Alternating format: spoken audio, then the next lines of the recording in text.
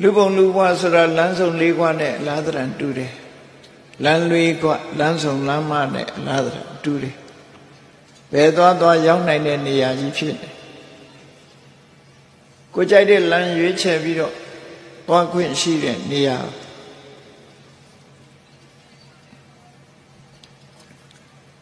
No Yin Dotala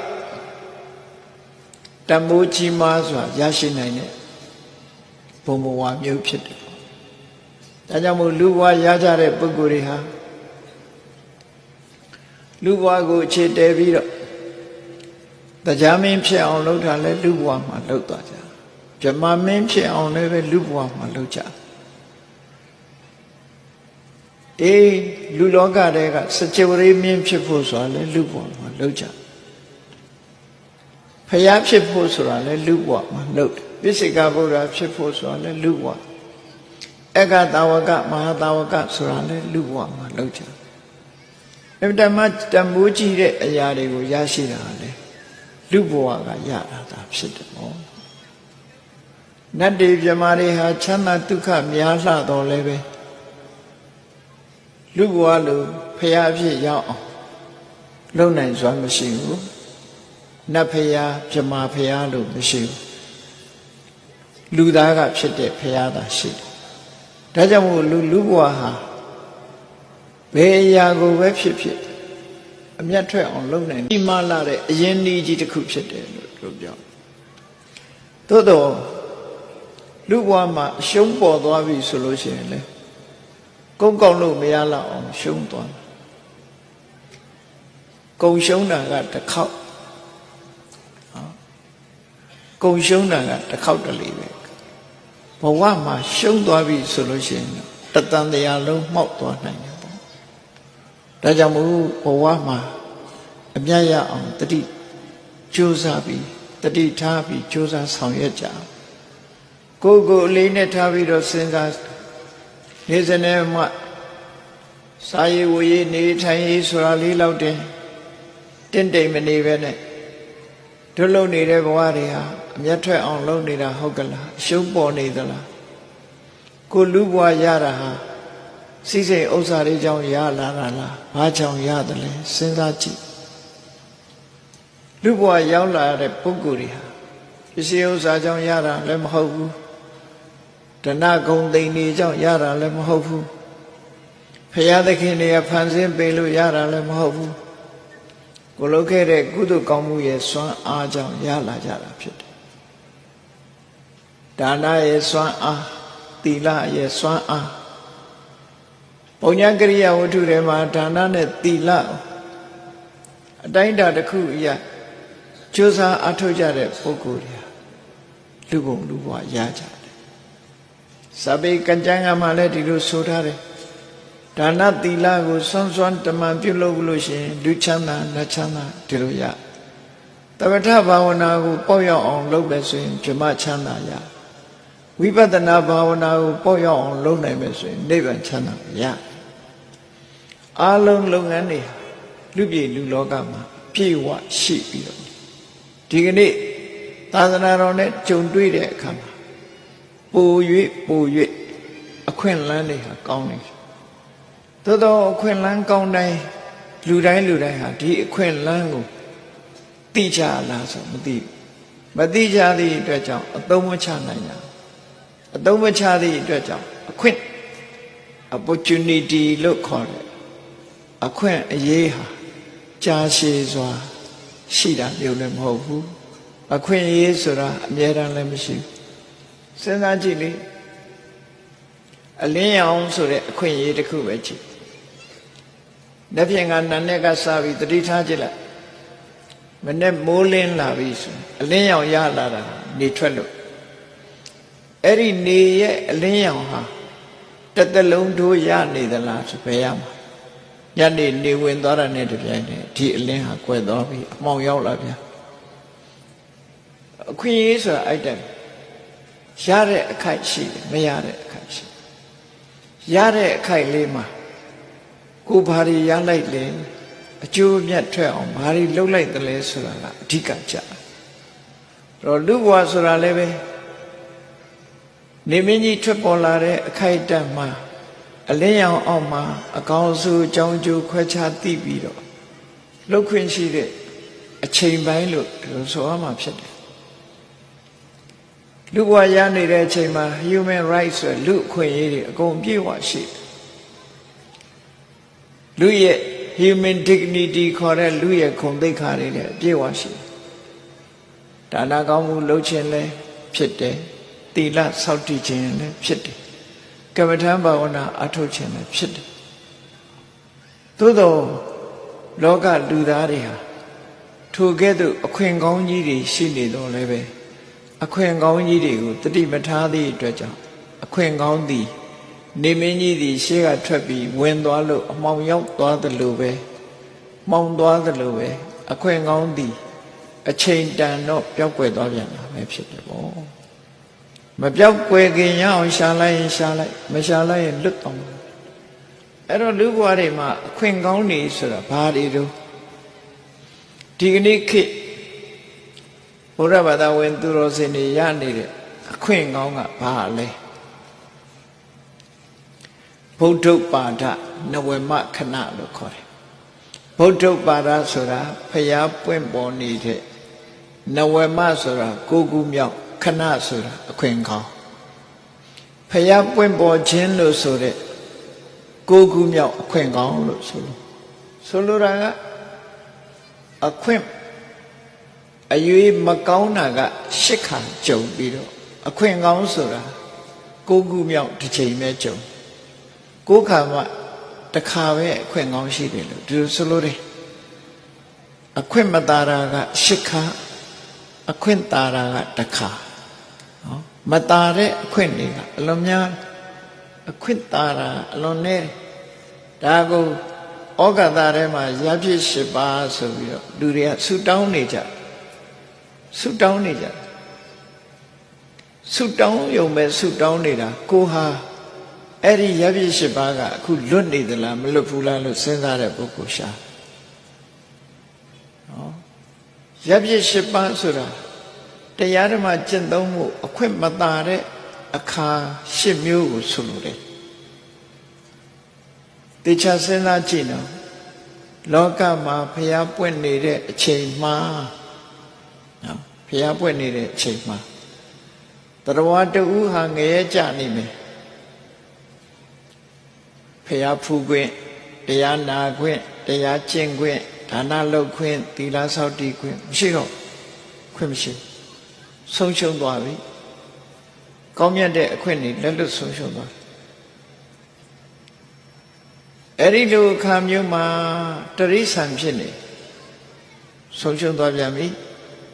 ဒါနသီလဘာဝနာဘာလို့မှလုပ်ခွင့်မရှိတော့ဆုံးရှုံးနေပြီအဲ့ဒီချိန်တခါပြိတ္တာဘဝရောက်သွားဆုံးရှုံးနေပြီဒါနလည်းခုလိုရှင်ပြုနာသအလှတော်မင်္ဂလာသာသနာတော်နဲ့ပတ်သက်တဲ့ကုသိုလ်ကောင်းမှုတွေလုပ်ဖို့ခွင့်မရဆုံးရှုံးသွားတယ်နောက်တစ်ခုကသက်တမ်းရှည်ကြာပြီးယုံနံပြည့်စုံမှုမရှိဘူးယုတ်ကြည်ရှိတဲ့ဗြဟ္မာသို့မဟုတ်နံကြီးရှိတဲ့ဗြဟ္မာအဲ့ဒီလိုယုတ်မဲ့ဗြဟ္မာနဲ့နံမဲ့ဗြဟ္မာမျိုးဖြစ်နေပြီဆိုလို့ရှိရင်လည်းဖျားပွင့်လို့မှတရားနာနိုင်စွာမရှိဘူးတရားဓမ္မကိုလေ့လာနိုင်စွာမရှိဘူးဖျားဖူးနိုင်ခွင့်လည်းမရှိဘူးအခွင့်အရေးတွေအလုံးဆုံးရှုံးနေတယ်အဲ့ဒါတခုနောက်တစ်ခုဖျားပွင့်နေတဲ့အချိန်မှာဖျားပွင့်တဲ့ဒေသနဲ့သတင်းမကြားနိုင်တော့အောင်ဝေးကွာတဲ့ remote area လို့ခေါ်တယ်ပစ္စန္တရဘယ်လိုမှမျက်စိမပွင့်နားမပွင့်နဲ့ချောင်းကျိုးချောင်းကြားလူရိုင်းများရဲ့နေရာရက်မျိုးတော့ဖြစ်နေပြီဆိုရင်လေတရားနာခြင်းတို့ဒါနသီလဘာဝနာဆိုတဲ့အခွင့်အရေးတွေဟာမရှိတော့ဆုံးရှုံးသွားပြီအဲ့ဒါတွေလှုပ်ချင်လို့လှုပ်ချင်ဖို့ဆိုတာစိတ်တောင်ပေါ်မှာမဟုတ်ဆုံးရှုံးသွားနောက်တစ်ခုကတော့ဘုရားပွင့်နေတဲ့အချိန်လေးမှာမှန်ကန်တဲ့အမြင်မရှိဘဲနဲ့အမြင်မှားပြီး ဘုရားကိုကြည်ညိုလေးစားမှုကင်းမဲ့နေတဲ့မိစ္ဆာဒိဋ္ဌိမျိုးဖြစ်နေပြန်ပြီဆိုလို့ရှိရင်တရားနာခြင်းတို့ဒါနကောင်းမှုသီလကောင်းမှုစတဲ့နိဗ္ဗာန်ရောက်ကြောင်းအကျင့်ကိုကျင့်မှုဆိုတာသူ့မှာအခွင့်မသာပြန်ဘူးခွင့်သာနိုင်စွာမရှိဘူးနောက်တစ်ခုကဘုရားပွင့်နေတဲ့အချိန်မှာအသိဉာဏ်လုံးဝမရှိတဲ့ပုဂ္ဂိုလ်ခုခေတ်ဆိုရင် autism လို့ခေါ်တယ်ပုဂ္ဂိုလ်မျိုးတွေဆွမ်းအားနာမကြားတွေအသိဉာဏ်ကင်းမဲ့ပြီးတော့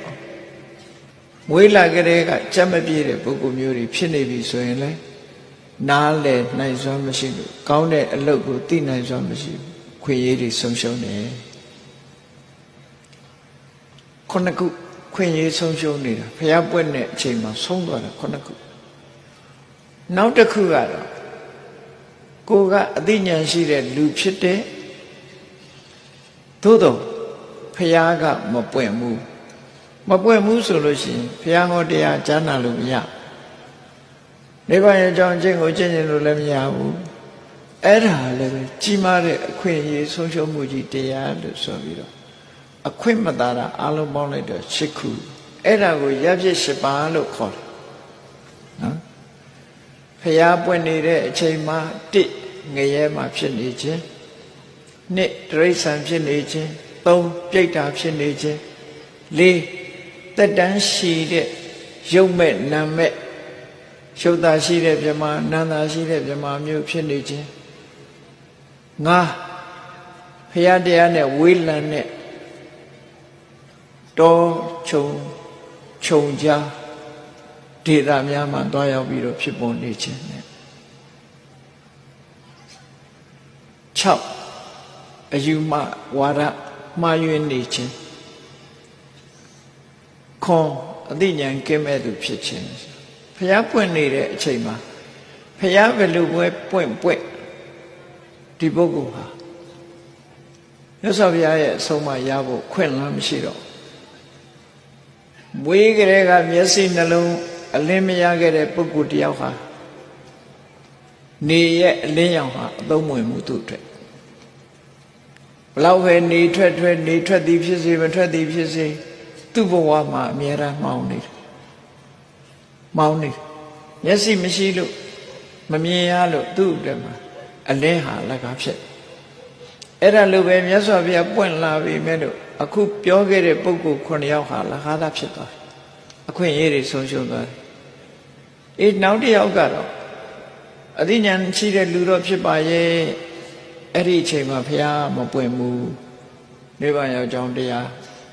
ကြားနာရဖို့ခွင့်မရှိဘူးအခွင့်အရေးဆုံးရှုံးနေတဲ့ပုဂ္ဂိုလ်10ယောက်ရှိတယ်ဒါကိုဩကတထဲမှာရပြည့်10ပါးအပေ4ပါးကတ်3ပါးရပြည့်10ပါးနဲ့ဆိုပြီးလူတွေဆူတောင်းနေကြကိုယ့်ကိုစဉ်းစားကြည့်အခုရပြည့်10ပါးကိုလွတ်နေသလားလွတ်နေရင်အခွင့်ကောင်းရနေပြီအခွင့်ကောင်းရနေတဲ့အချိန်လေးမှာ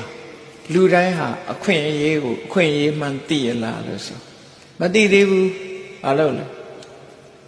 ရွှေတူးရအောင်မှာရွှေထဲမှာရွှေစင်းရဗတ်ဆန်ရှိမှဖြစ်မှာဗတ်ဆန်မရှိတော့ဖြစ်ဘူးရှားကြရမှာဖွေကြရမှာအဲ့ဒီလိုစီးပွားရေးကိုပဲအာယုံထားပြီးတော့ရလာတဲ့အခွင့်အရေးတစ်ခုကိုသုံးချဖို့စဉ်းစားတဲ့ပုဂ္ဂိုလ်အလွန်နည်းလာတယ်အလွန်နည်းလာလို့ရှိရင်ဒီအခွင့်အရေးကြီးကထာဝရရှိနေတာမဟုတ်ဘူးအရှိလောကရကနေမင်းကြီးထွက်ပေါ်လာပြီးတဲ့နောက်12နာရီ73နာရီလောက်ကြာလိုက်တဲ့အခါဒီနေရဲ့အလင်းရောင်ဟာပြန်ပြီးတော့မှောင်သွားအောင်မှာပဲအဲ့ဒီလိုမှောင်သွားတဲ့အချိန်ကျမှမြင်ကျင်လို့မရတော့ဘူးခွင့်ရေးဆိုထို့တူပဲဘုန်းကြီးတို့တွေလူဘဝရဘုရားသာသနာတော်နဲ့ဂျုံတွေ့တရားဓမ္မလုပ်ဖို့ရအချိန်မရသေးဘူးမလုပ်နိုင်သေးဘူးသားရေးသမီးရေးစီးပွားရေးဆိုတာတွေနဲ့နေမနာညမှာမအားဘူးဆိုတဲ့ကြားထဲကနေပြီးနောက်ဆုံးမှာနေဝင်ချိန်ရောက်သွားပြီဆိုလို့ရှိရင်တော့ဒါတွေမလုပ်လိုက်ရဘူးဆိုရင်အဲ့ဒီဘဝဟာအရှုံးထွက်သွားပြီအမြတ်မရလိုက်တော့ ရှုံးသွားပြီအဲ့ဒါကိုရှင်ဥပါလိမထေရမြတ်ကလည်းတတိပေးခဲ့တယ်တရားနဲ့ပြိဿပေါင်းသူတော်ကောင်းတို့အနေနဲ့တည်တည်ချာချာအလေးနဲ့ထားစဉ်းစားကြည့်နော်ကိုရထားတဲ့အခွင့်အရေးလေးဟာထာဝရမဟုတ်ဘူးတခဏလေးသာဖြစ်တယ်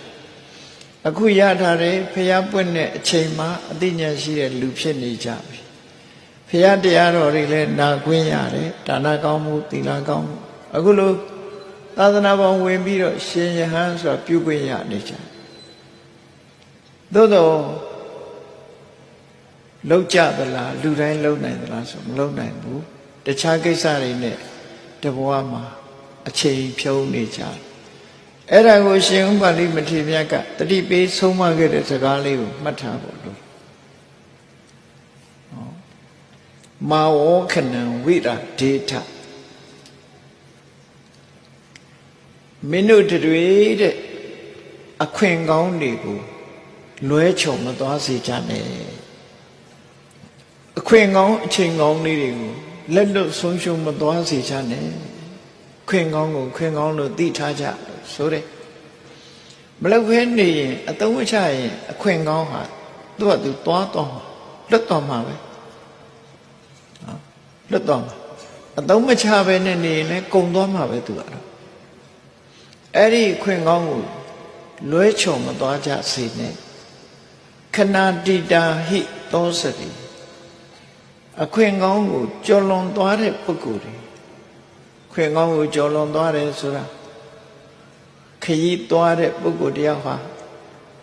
နေအလင်းရောင်ရှိတဲ့အချိန်မှာကြိုးစားပြီးခရီးတွင်အောင်သွားရမယ်ဝေလံနဲ့ခရီးကိုသွားတယ်အလင်းရောင်နဲ့ကိုရောက်ချင်တဲ့နေရာကိုအလင်းရောင်အားပြုတ်ပြီးတော့စောစောရောက်အောင်အားပြုတ်ပြီးတော့သွားရမှာမသွားဘူးလမ်းခရီးမှာခဏခဏနားတယ်နားရုံနဲ့မကဘူးအပြင်းထူပြီးတော့နေလိုက်တယ်ချိန်နေရှိပါသေးတယ်ရှိပါသေးတယ်နဲ့နေတဲ့လူလမ်းခရီးကလည်းအလွန်ဝေးတယ်နေကြီးကလည်းဝင်တော့မယ်တောတန်းကြီးကိုလည်းဖြတ်ရမယ်ကြားတွေဆင်းနေတောတရဝါတွေကလည်းရှိတယ်ဒီနာနေလို့လည်းမဖြစ်ရှေ့ခရီးကလည်းဆက်ရမယ်ဆိုရင်လူရဲ့ဘဝဟာဘလို့နေမလဲစဉ်းစားကြည့်ခွင့်ရည်တွေလက်လွတ်ဆုံးရှုံးသွားပြီနေမိအောင်ကိုသွားခြင်းတဲ့နေရာရောက်ဖို့မရှိတော့ဘူးအဲ့ဒီလိုဖြစ်တတ်တယ်ခဏတိတာဟိသောစတိအချိန်ရှိခိုက်လုံလစိုက်တာမလို့သည့်အတွက်ကြောင့်အချိန်လွန်သွားတဲ့အခါသို့မဟုတ်အခွင့်ကောင်းတွေဆုံးရှုံးသွားတဲ့အခါစိတ်ပြက်အားငယ်ပြီးတော့နေတတ်တယ်တဲ့ဒါကြောင့်မို့လို့အခွင့်ကောင်းတဲ့အချိန်လေးမှာမလုပ်ရမလဲတဒတ်ထီဝါယမေးရထားကိုယ့်ရဲ့တကယ်အကျိုးစီးပွားဆိုတာတွေကိုတွက်ချက်ထားပါဘဝရလာတဲ့အချိန်မှာအနှစ်သာရနဲ့အကာကိုကွဲကွဲပြားပြားသိအောင်ကြိုးစားဘဝမှာပစ္စည်းဥစ္စာကအနှစ်လား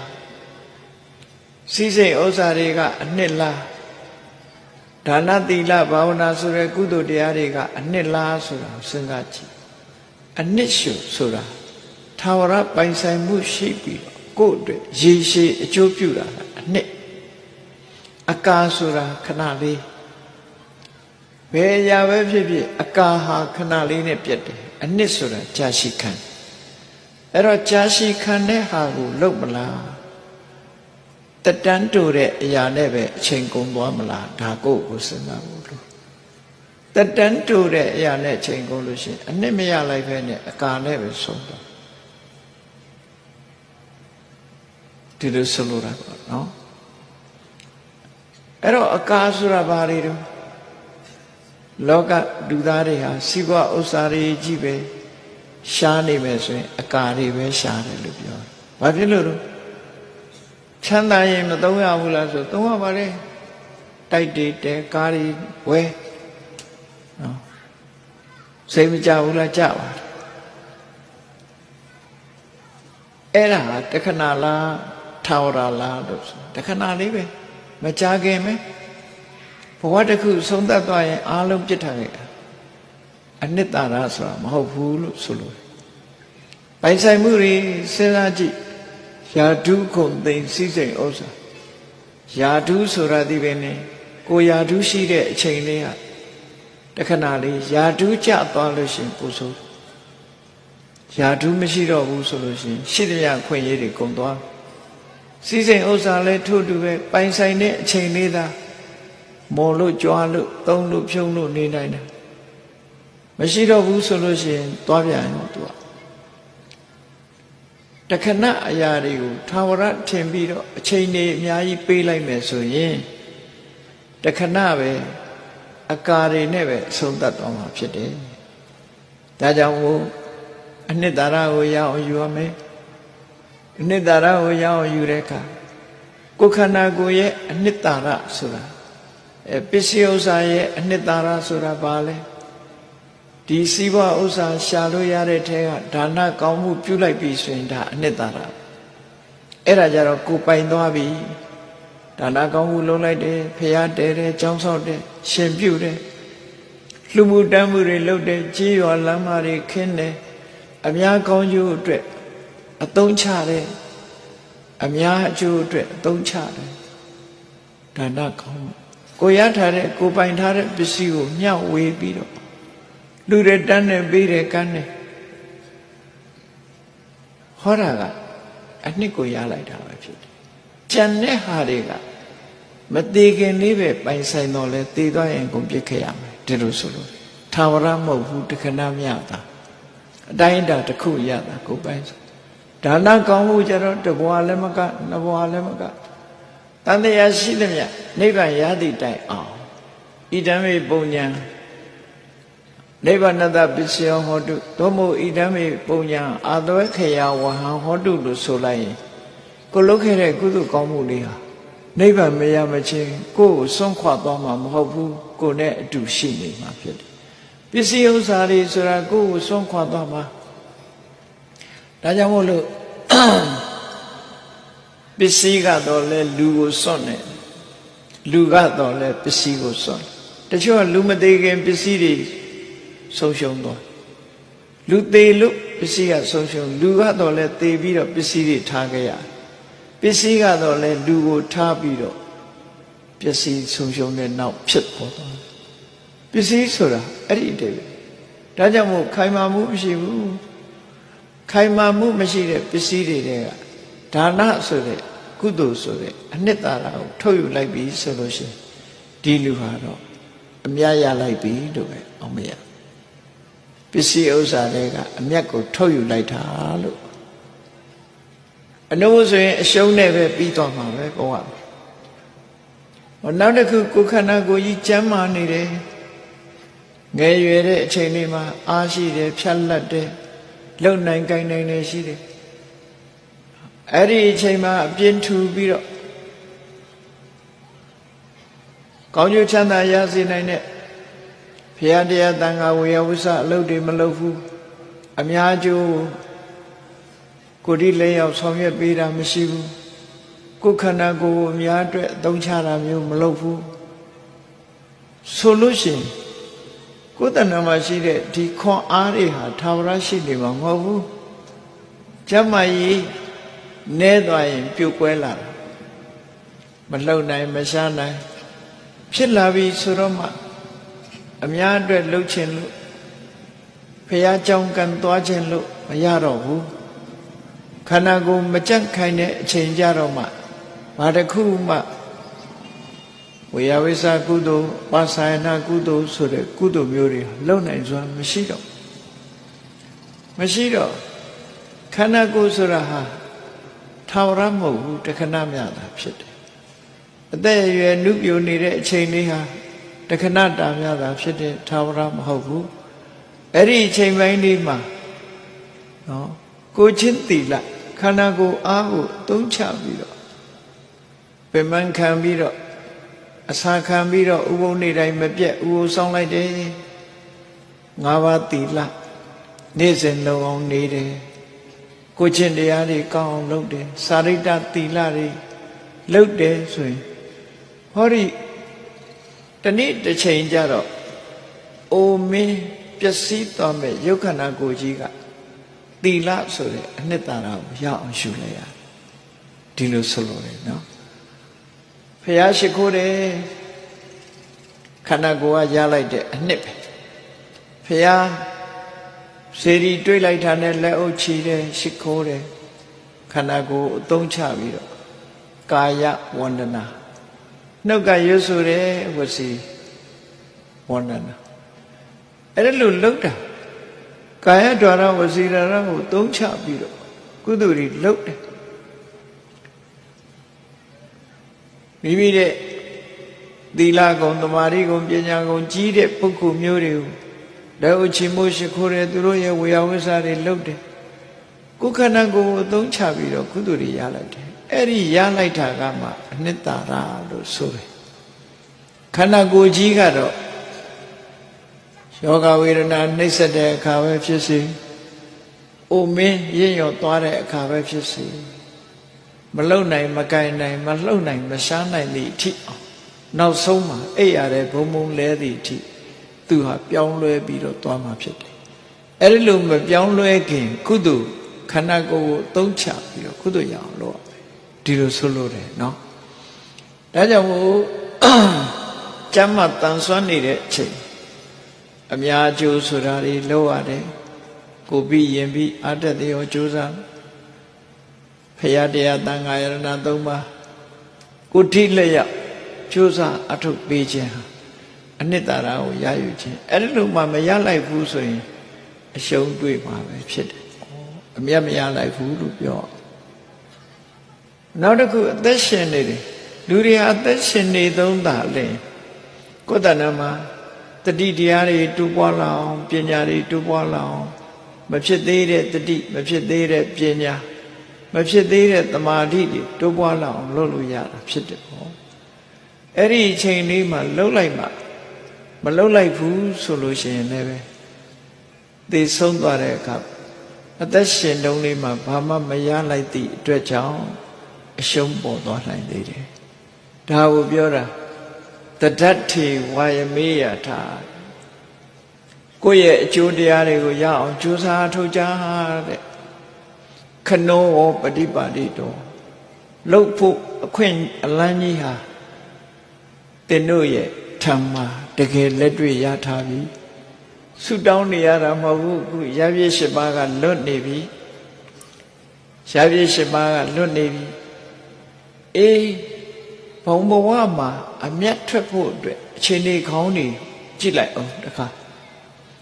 အရှုံးပေါ်နိုင်တဲ့အရာတွေအများကြီးရှိသေးတယ်အရှုံးပေါ်မလားအမျက်ရမလားရှုံးမလားမြတ်မလားဆိုတဲ့အခါဘုန်းကြီးတို့ဘဝရလာတဲ့အခါမှာဒီလူဘဝဆိုတဲ့ဘဝရလာတာဂတိတံပတ္တိလို့ခေါ်တယ်ဂတိတံပတ္တိရရှိထားတဲ့ဘဝဟာဘဝကောင်းအခွင့်ကောင်းတဲ့ဘဝအခွင့်ကောင်းခုရထားဘာဖြစ်လို့လူဘဝကိုဂတိတံပတ္တိလို့ပြောရတယ်လဲဆိုလူဘဝမှာဒါနလည်းလုပ်လို့ရတယ်သီလလည်းစောင့်တည်လို့ရတယ်ကမ္မထဘာဝနာအထုအခုလိုတရားပွဲကြီးတွေကျင်းပပြီးတရားနာလို့ရတယ်ရှင်ပြုနာသအလှတော်မင်္ဂလာတွေလည်းလုပ်လို့ရတရားကျင့်ရင်လည်းကျင့်လို့ရကုသိုလ်ကောင်းမှုတွေအများကြီးလုပ်လို့ရဘုံဘဝအနေနဲ့ကြည့်လိုက်မယ်ဆိုရင်ကုသိုလ်ဖြစ်တဲ့ဘဝမျိုးဖြစ်လို့ဂတိတံပတ္တိလို့ခေါ်တယ်ဒါဟာအခြေအနေကောင်းကြီးတစ်ခုရတာကဲလူတွေရတယ်လို့ငရဲသားသတ္တဝါတွေရကြရလားဘယ်ရမလဲဆုံးရှုံးနေပြီတိရစ္ဆာန်တွေရောလူတွေလူဂတိကောင်းရရလားဘယ်ရမှာတော့ဆုံးရှုံးနေပြိတ္တာတွေရောလူအခွင့်အရေးမျိုးရမယ်ဘယ်ရဆုံးရှုံးနေတော့ငရဲတိရစ္ဆာန်ပြိတ္တာဆိုတဲ့ဘုံဘဝတွေဟာဂတိဝိပတ္တိလို့ခေါ်တယ်ပျက်စီးချိုယွင်းနေတဲ့အခြေအနေမကောင်းတဲ့ဘဝမျိုးတွေအခုဘုန်းကြီးတို့တွေခြေနေကောင်းတဲ့ဘဝမျိုးကိုရောက်လို့ဂတိတံပတ္တိဆိုတာရထားပြီဒီပြည့်စုံတဲ့ဘုံဘဝမှာရရှိထားတဲ့အချိန်မှာ ကောင်းတာတွေကိုရအောင်မယူလိုက်နိုင်ဘူးဆိုလို့ရှိရင်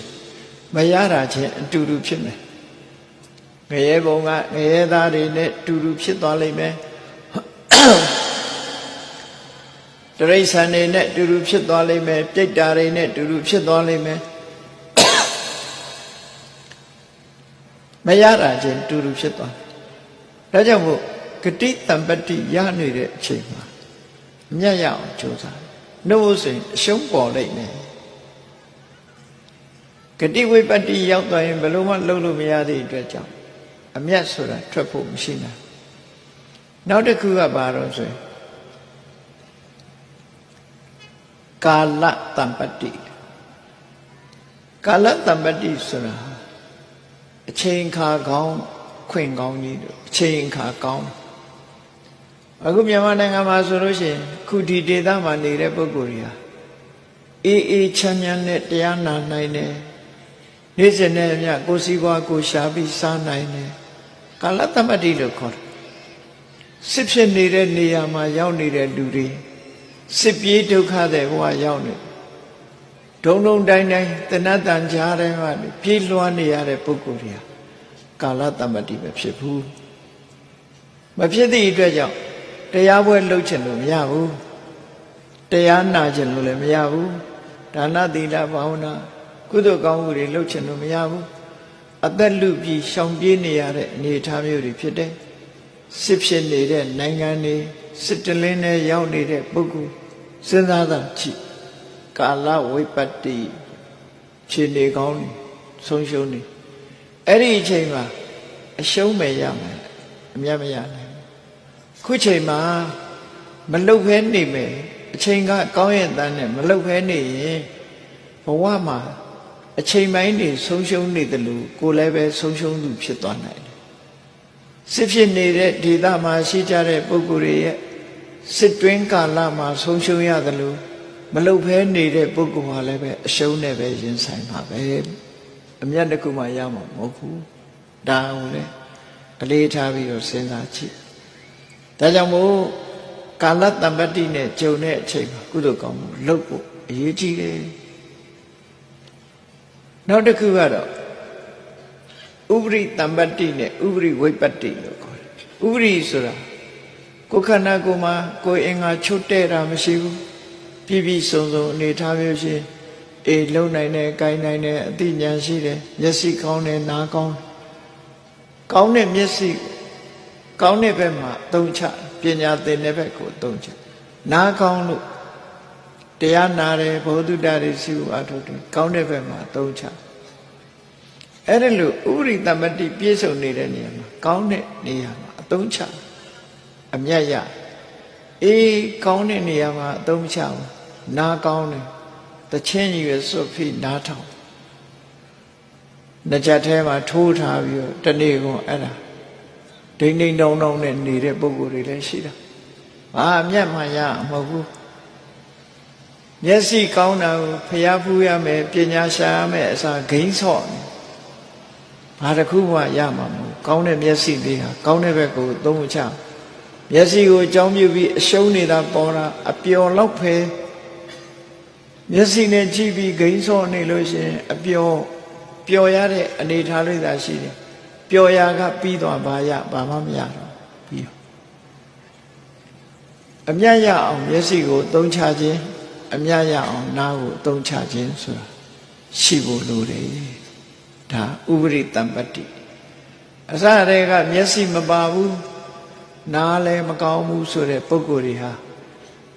တရားနာခြင်းလို့လည်းနာလို့ရမှာမဟုတ်ဘူးဖျားဖူးခြင်းလို့လည်းဖူးလို့ရမှာအဲ့ဒီပုဂ္ဂိုလ်တွေနဲ့မျက်စိကောင်းနားကောင်းပြီးဖျားတရားနဲ့ဝေးနေပြီဆိုလို့ရှိရင်ဥပရိဝိပတ္တိဖြစ်နေတဲ့ပုဂ္ဂိုလ်တွေနဲ့အလားတန်တူအခွင့်အရေးမရတာချင်းတူတူပဲအရှုံးပေါ်သွားနိုင်တယ်အလေးနဲ့ထားပြီးတော့စဉ်းကျင်စဉ်းစားကြည့်နောက်တစ်ခုကတော့ပယောဂတံပတ္တိလို့ခေါ်တယ်ကြိုးပမ်းအထောက်မှုဘဝအခြေအနေကောင်းနေကြုံရတဲ့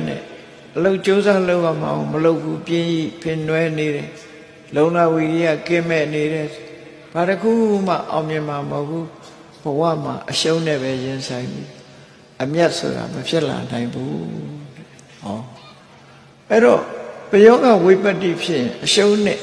ရင်ဆိုင်ရမှာပယောဂတမ္ပတ္တိရှိမှအမြတ်ရနိုင်တယ်လို့ဆိုတဲ့အထိ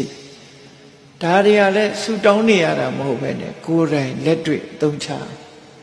ဩကာသထဲမှာဝိပတ္တိတရား၄ပါးဆိုပြီးတော့လူတွေကရှောင်ရှားဖို့လွတ်ကင်းဖို့ဆိုပြီးတော့ဆူတောင်းနေတယ်အခုလွတ်ကင်းနေပြီလွတ်ကင်းနေတာကိုဘာလုပ်လဲဒါနသီလဘာဝနာကမ္မဋ္ဌာန်းတရားကြိုးစားအထောက်ကုသိုလ်ကောင်းမှုတွေများများလုပ်ပြီဆိုလို့ရှိရင်အမြတ်ရမှာဖြစ်တယ်မလုပ်ဘဲနေရင်မရှိတာနဲ့အလားတလန်တူတူပဲဘာမှမထူးအရှုံးမဲ့ထွက်မှာပဲအကောင်းရဖို့ခက်သွားတယ်ဒါတွေကိုလေးနဲ့သတိထားဖို့ဒါကိုပြောတာတဒ္ဓထေဝါယမေယာထခနောပฏิပါတိတောအခွင့်ကောင်းကြီးကကျုံနေပြီဒါကြောင့်ကိုကျိုးကိုစီးပွားကြိုးစားထုတ်ကြပါကိုကျိုးကိုစီးပွားဆိုတာဘာလဲကုသိုလ်ကောင်းမှုကိုပြောတာလူဘဝရလာတာကုသိုလ်ကောင်းမှုကလှုပ်ပေးလိုက်တာအမေကမွေးပေးတယ်ဆိုတာအမေကအကူကြီးပေးုံပေးနိုင်တာတကယ်လူဘဝပို့ပေးတာကကံတရားသာလင်ဖြစ်တယ်အမေတို့အဖေတို့ကကူညီဆောင်ရှောက်ပေးတာသာရှိတယ်ဆိုပါစို့မြေကြီးပေါ်ကတစ်ပင်လေးတစ်ပင်ပေါက်လာတယ်ဆိုတာမျိုးစေ့ကပေါက်စေတာဖြစ်တယ်သို့တော့မြေတို့ရေတို့ဆိုတာအကူကြီးပေးုံများဖြစ်တယ်အမေနဲ့အဖေဆိုတာမြေနဲ့ရေပဲကံတရားဟာမျိုးစေ့ပဲအပင်ပေါက်လာဖို့မျိုးစေ့ကအဓိကကြတယ်သို့တော့အမေဖေရဲ့အကူကြီးနဲ့မျိုးစေ့ဟာရေနဲ့မြေရဲ့အကူကြီးနဲ့ပေါက်ရတယ်လို့ပဲအမေဖေရဲ့အကူကြီးနဲ့လူဘဝရောက်ကြအကြောင်းဆိုတာနှစ်မျိုးရှိတယ်ထုတ်လုပ်တဲ့အကြောင်းနဲ့ထောက်ကူပြုတဲ့အကြောင်းလို့မိဘဆိုတာထောက်ကူပြုတဲ့အကြောင်းကံတရားကထုတ်လုပ်တဲ့အကြောင်းအဲ့ဒီကံတရားဟာဘယ်ကံလဲလို့ပြောရင်ဒါနဆိုတဲ့ကံတရားသီလဆိုတဲ့ကံတရားကုသိုလ်ကံတွေကိုဆိုလို့တဲ့အဲ့ဒီကံတွေကထုတ်လုပ်ပေးလိုက်တဲ့ဘဝမှာအရှုံးမပေါ်ဖို့အရေးကြီးတယ်အမြတ်ထွက်အောင်လုပ်ကြရမှာဖြစ်တယ်ဒါကိုသတိပေးတဲ့စကားပဲဖြစ်တယ်အေးအမြတ်ထွက်ဖို့အတွက်အခြေအနေကောင်းတွေဘာတွေရှိလဲဆိုစဉ်းစားကြည့်အဲ့ဒီအခြေအနေကောင်းတွေကိုမှရှိလားစတုစက္ကတံပတ္တိတံပတ္တိတရား၄ပါးဆိုတဲ့အထင်ပဲစက္ကတံပတ္တိလဲပတ်ပြီးတော့ဖြစ်ပေါ်လာတဲ့ကောင်းကျိုးကိုထုတ်လို့တဲ့အကြောင်းတရား၄မျိုးဘာလို့ဆိုရင်ပฏิရူပဒေသဝတ္တကောင်းကျိုးချမ်းသာဒါနကောင်းမှုသီလကောင်းမှုကမ္မဋ္ဌာန်းဘာဝနာကောင်းမှုကုသိုလ်ရအောင်အခြေအနေပေးတဲ့ဒေသမျိုးမှာနေထိုင်တာဟာပฏิရူပဒေသဝတ္တအေးစစ်ဖြစ်တဲ့နေရာရောက်ပြီးကုသိုလ်လည်းလုပ်ခွင့်မရှိတဲ့နေရာမျိုးသွားပြီးလူဖြစ်နေမယ်ဆိုစဉ်းစားကြည့်ပေါ့လူဖြစ်ရကြဘူးနတ်တာမဟုတ်မကောင်းတဲ့အလုပ်တွေနဲ့အသက်မွေးနေရတဲ့ဘဝမျိုးရောက်ရင်လည်းပฏิရူပဒေသဝတ္တမဖြစ်ဘူးမကောင်းတာနဲ့အသက်မွေးပြီးမကောင်းတဲ့ဘဝမှာနော်ပါဠိပါဒအမှုတွေနေစဉ်လုပ်လို့အာဒိဏရဏအမှုတွေနေစဉ်လုပ်လို့မကောင်းတဲ့အလုပ်တွေနဲ့အသက်မွေးဝမ်းကြောင်းပြုပြီးနေရတဲ့ပုဂ္ဂိုလ်မျိုးတွေအနေအထားမျိုးတွေရောက်ပြီဆိုလို့ရှိရင်သူတို့ဘဝဟာကောင်းစရာအကြောင်းဘာမှမရှိဘူးတဘဝလေးချမ်းသာတာကိုမကြည့်နဲ့သာဝရချမ်းသာဖို့တသန္တရာလုံးမှာချမ်းသာဖို့ကပို့ပြီးတော့အရေးကြီးတယ်တဘဝဆင်းရဲတယ်ဆိုတာတခဏများတာဖြစ်တယ်တန်တရားမှာမဆင်းရဲဘူးကအရေးကြီးတယ်အရှုံးနဲ့အမျက်ကိုတေချာတွက်ချက်တတ်ဖို့လိုအပ်တယ်ပေါ့အနှစ်နဲ့အကာကိုသိတတ်ရမယ်မသိဘူးဆိုရင်အကာပဲရမယ်အနှစ်မရဘူးသာဝရနဲ့တခဏဆိုတာလည်းသိရမယ်မသိလို့ရှိရင်သာဝရကိုမရဘူးတခဏနဲ့ပဲအပြီးတတ်သွားလိမ့်မယ်အဲဒါကြောင့်ပฏิရူပဒေသဝတ္တတင်းတင်းလျောက်ပတ်တဲ့အရာမှနေတယ်လို့ဆိုတာပฏิရူပတင်းတင်းလျောက်ပတ်တဲ့အရာဆိုတာကျမ်းမာမှုအတွက်လည်းအထောက်အကူဖြစ်နိုင်တဲ့နေရာမျိုးပညာရေးအတွက်လည်းအထောက်အကူဖြစ်နိုင်တဲ့နေရာမျိုးကုသိုလ်ကောင်းမှုပြုဖို့အတွက်လည်းအထောက်အကူဖြစ်နိုင်တဲ့နေရာမျိုးဖရာရဲ့အဆုံးအမတွေကိုရနိုင်တဲ့နေရာမျိုးပညာရှိသူတော်ကောင်းတွေရှိတဲ့နေရာမျိုးမှာနေမှ ကုသိုလ်ကောင်းမှုဆိုတာဖြစ်တယ်အဲ့ဒါပฏิရူပဒေသဝါဒပฏิရူပဒေသဝါဒရှိလာပြီဆိုလို့ရှိရင်တပ္ပုရိတဝတ္တယလူတော်လူကောင်းတွေနဲ့ပေါင်းမိလာတယ်လူတော်လူကောင်းတွေနဲ့ပေါင်းမိလာတဲ့အခါသူတို့ရဲ့အကျင့်သီလတွေအတူယူအားကြလာတယ်သူတို့စီကအဆုံးအမတွေရလာတယ်ကိုယ့်အတွက်မှာတန်မိုးမဖြတ်နိုင်တဲ့အသိဉာဏ်တွေတန်မိုးမဖြတ်နိုင်တဲ့ကုသိုလ်တွေလောက်ခွင့်ရတယ်ဟောပฏิရူပမှာနေသည့်အတွက်ကြောင့်တပ္ပုရိတဝတ္တယသူတော်ကောင်းနဲ့တွေ့ဆုံရတယ်ဆိုတာဖြစ်ပေါ်လာတယ်အဲ့ဒီကနေပြီးတခါအတ္တသမ္မာပဏိတိကိုယ်ကိုကောင်းအောင်ပြုပြင်တတ်လာတယ်ကိုယ်ကိုကောင်းအောင်ထားတတ်လာတယ်စိတ်ပဲလို့ထားရမယ်ဆိုတာသိလာတယ်တမ္မာအဖြစ်မသိနဲ့စိတ်ကောင်းနှလုံးကောင်းထားနည်းတွေကိုသိရှိလာအတ္တသမ္မာပဏိတိဆိုတဲ့ဟာဖြစ်ပေါ်လာအဲ့ဒီလိုဖြစ်ပေါ်လာဖို့ကိုယ်မှာပင်ကိုအခြေအနေကောင်းကြီးရှိတယ်ရှေးဘဝကကုသိုလ်ကောင်းမှုလုပ်သည့်အတွက်ကြောင့်မျက်စိကောင်းတယ်နားကောင်းတယ်အခြေအနေကောင်းတယ်အသိဉာဏ်ရှိတဲ့လူဖြစ်တယ်ဆိုပုဗ္ဗေသကတပုညတာပုဗ္ဗေသကတပုညတာရှိသည့်အတွက်ကြောင့်ဟောတင့်တော်တဲ့အရာမှလူဖြစ်ရတယ်တင့်တော်တဲ့အရာမှလူဖြစ်လို့လူတော်လူကောင်းတွေနဲ့ဆုံစည်းရတယ်လူတော်လူကောင်းတွေနဲ့ဆုံစည်းလို့ကိုယ်စိတ်ကိုထားတတ်ပြီးလူတော်လူကောင်းဖြစ်အောင်ကြိုးစားနိုင်တယ်အဲ့လိုလဲပတ်ပြီးတော့ဖြစ်တဲ့တမ္ပတ္တိ၄ပါးရှိမှကုသိုလ်ဆိုတာဖြစ်တယ်အဲ့ဒီကုသိုလ်ဖြစ်မှလူဟာအမြတ်လူဘဝရတာရဲ့အမြတ်ဆိုတာရကုသိုလ်မဖြစ်တဲ့လူဘဝဟာအရှုံးပဲဘာကြောင့်လို့ပြောမယ်ဆိုရင်လူဘဝဆိုတာကုသိုလ်နဲ့အရင်တည်ခဲ့တာကုသိုလ်နဲ့အရင်တည်ခဲ့ပြီးအဲ့ဒီကုသိုလ်ရင်းစားပြန်မရဘူးဆိုလို့ရှိရင်ဒါရှုံးတာပဲစီဝါလုပ်တဲ့ပုဂ္ဂိုလ်တွေယဉ်နှီးကြရတယ်ရောင်းဝယ်လုပ်တဲ့ပုဂ္ဂိုလ်တွေအရင်နှီးထုတ်ကြရတယ်လုပ်အားတွေလုပ်တဲ့အခါလဲအရင်နှီးဆိုတာထုတ်လို့အမျက်မရဘူးဆိုရင်အရှုံးပဲတချို့အရင်မှပါသွားတယ်လူဘဝမှာမကောင်းတာတွေလုပ်သည့်အတွက်ကြောင့်တည်တဲ့အခါငရဲကျသွားတယ်ဟောအရင်မှပြုတ်သွားလူဘဝမှာကုသိုလ်ကောင်းမှုကပို့လိုက်တဲ့လူဘဝမှာအမြတ်ရအောင်မလုပ်သည့်အတွက်ကြောင့်အကုသိုလ်တွေလုပ်လိုက်သည့်အတွက်ကြောင့်တည်တဲ့အခါတိရစ္ဆာန်ဖြစ်တယ်ဟောအရင်နေပါသွားပြီရှုံးနေထွက်ကုန်လူဘဝမှာလောဘဒေါသမောဟတွေကြောင့်သိဆုံးသွားတဲ့အခါပြိတ္တာဘုံရောက်သွားတယ်အရင်ပြုတ်သွားကြငရဲတိရစ္ဆာန်ပြိတ္တာဒီဘဝတွေရောက်သွားရင်ဒါအရင်ပြုတ်သွားတဲ့အရှုံးတွေပဲပေါ့အရင်မှရှုံးသွားတဲ့အရှုံးတွေပဲဖြစ်တယ်လူဘဝကိုပြန်ရတယ်ဆိုရင်တော့ဒါရင်းစားရှိသေးတယ်လူဘဝမှာပို့ပြီးတော့အခြေအနေကောင်းတဲ့လူဘဝဒီတဲ့ချမ်းသာတဲ့နတ်ဘဝဒီတဲ့ချမ်းသာတဲ့ဗြဟ္မဘဝနောက်ဆုံးနိဗ္ဗာန်ထီအောင်ရသွားတယ်ဆိုရင်တော့အမြတ်ရနိဗ္ဗာန်ရပြီဆိုရင်တော့ကြီးမားလေးတော့အမြတ်ဖြစ်တယ်လူဘဝအရင်ဒီကိုအကြောင်းပြုပြီးတော့နိဗ္ဗာန်ရသွားရင်အလွန်ကြီးမားတဲ့အမြတ်တစ်ခုကိုရလိုက်တယ်လို့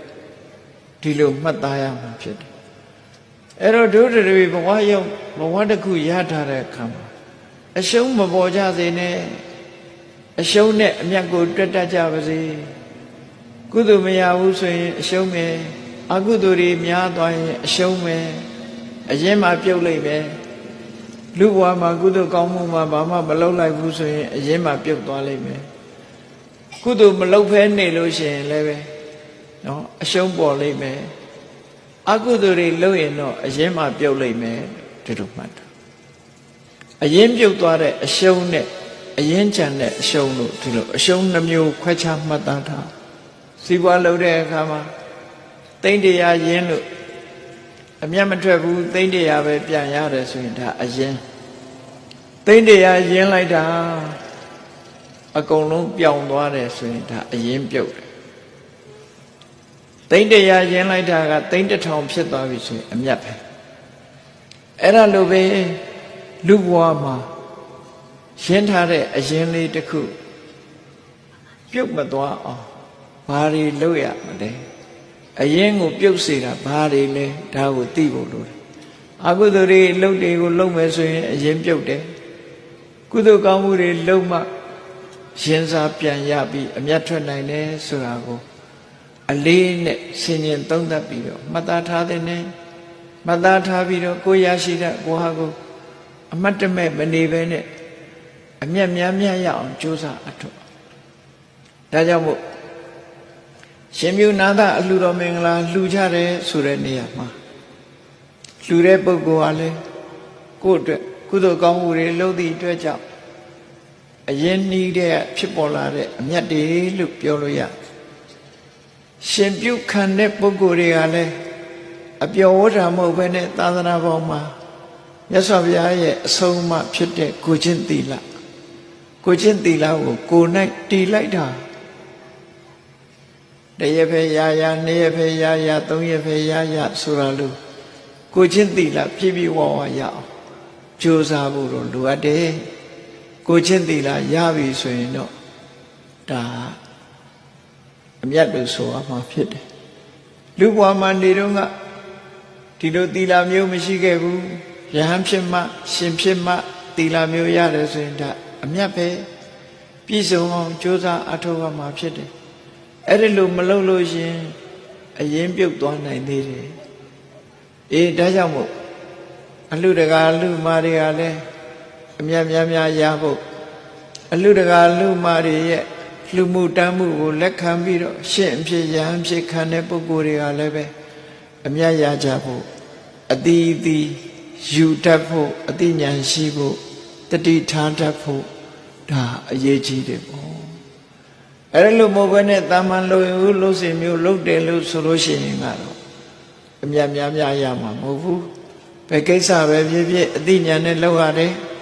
အတိညာနဲ့လုပ်ရတယ်သာသနာပေါင်းဝင်ပြီးတော့ရှင်ပြုတယ်ယဟန်ခံတယ်လို့ဆိုတာကိုချင်းသီလကိုထိမ့်သိမ်းဆောက်ရှောက်ခြင်းသာလည်းဖြစ်တယ်ဟောမြတ်စွာဘုရားရဲ့အဆုံးအမသာသနာတော်မှာတနေ့တမနေ့ပဲဖြစ်စေကိုချင်းသီလထိမ့်သိမ်းဆောက်ရှောက်လိုက်တာဟာတန်တရားကထွက်ဖို့အတွက်ထွက်ပေါက်ကလေးတစ်ခုလမ်းကြောင်းလေးတစ်ခုပေါ်ရောက်သွားတဲ့သဘောပဲဥပမာဘာနဲ့ပြောရမလဲလို့ဆိုရင်စာပေကျမ်းကမှာဆိုတာလေးနဲ့နှိုင်းယှဉ်ပြီးတော့ကြည့်မြတ်စွာဘုရားကဒေဝဒတ်ကိုယဟန်ခံပေးတာဘာကြောင့်လဲနော်ဒေဝဒတ်ကိုယဟန်ခံပေးတာဘာကြောင့်လဲဆိုအဲ့ဒီမှာအဖြေရှိဒေဝဒတ်ဟာမြတ်စွာဘုရားကမသိဘူးလားဒေဝဒတ်ဟာယဟန်ဖြစ်လာလို့ရှိရင်ဘုရားကိုဆန့်ကျင်မဲ့လုပ်လိုက်မယ်တန်ခါသင်းခွဲလိုက်မယ်မြတ်စွာဘုရားရဲ့ခြေတော့သွေးစိမ့်တီအောင်ကြောက်တုံးနှိမ့်ချလိုက်မယ်ဆိုတာဒီဘုရားဟာကြိုပြီးတော့မသိဘူးလားလို့ဆိုသိတယ်သိရတဲ့နဲ့ဘာလို့သာသနာပေါင်းဝင်ခွင့်ပြုတယ်လဲဆိုတာကြည့်အကယ်၍မြတ်စွာဘုရားကဒီကောင်လူမိုက်ဒီသာသနာပေါင်းဝင်လာရင်ကြီးလေးတဲ့ပြစ်မှုကြီးတွေသူကျွလွန်လိမ့်မယ်သာသနာပေါင်းဝင်ခွင့်မပြုဘူးသူ့ကိုတားထားမယ်ဆိုလို့ရှိရင်သူဟာတန်မြာရဲ့ထွက်ပေါက်ကိုဘယ်တော့မှရမှာမဟုတ်တော့ဘူးတဲ့အခုလိုပြစ်မှုကြီးတွေကျွလွန်မိအောင်တော့ယဟန်ပြုလိုက်တဲ့မျိုးစေ့လေးကယဟန်ဖြစ်ကိုရရှိလိုက်တဲ့အချိန်မှာကျင့်သုံးလိုက်ရတဲ့မျိုးစေ့လေးကမဲ့မျိုးစေ့ဖို့မျိုးစေ့အနေဖြစ်သွားပြီးတန်မြာဝကထွက်အောင်ကြိုးစားနိုင်ဖို့အခွင့်အလမ်းကြီးပွင့်သွားတယ်လို့တို့ဆိုဒါကြောင့်မို့အခုမြန်မာနိုင်ငံမှာ